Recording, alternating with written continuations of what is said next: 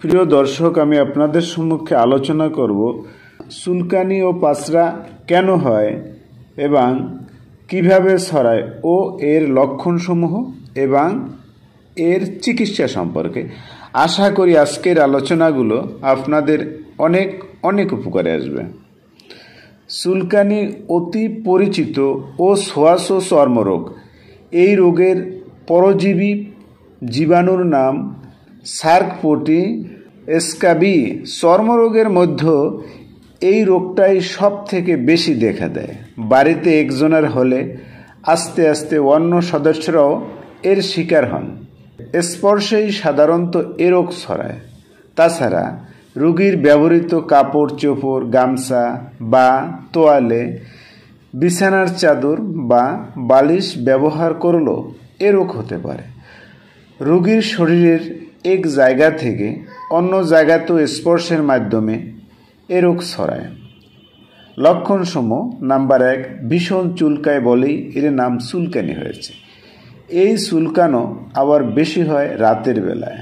Number 2, এ রোগ দেখা দিলে অবশ্যই আর একজন চুলকানি রোগীর সংস্পর্শে আসার ইতিহাস থাকবে।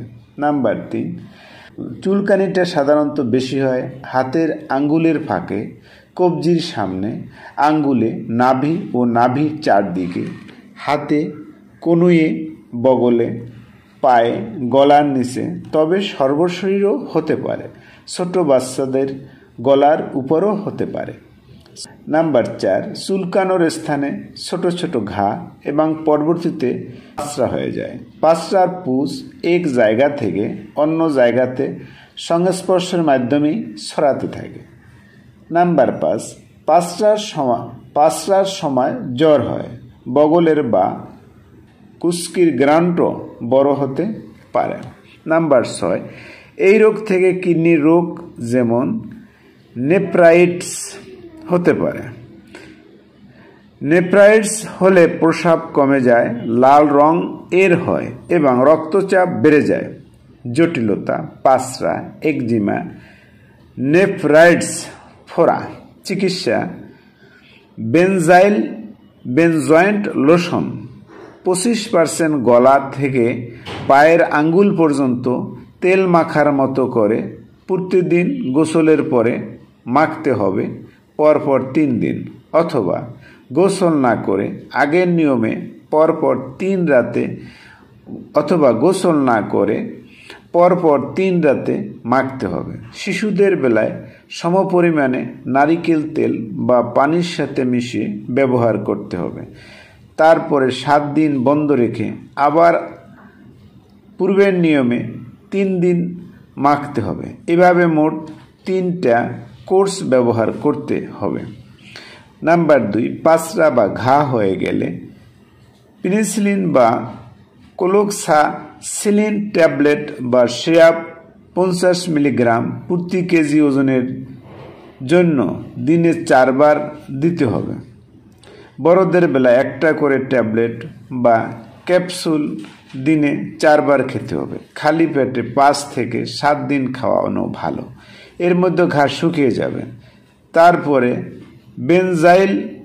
বেনজয়েন্ট লোশন আগের নিয়মে ব্যবহার করতে হবে।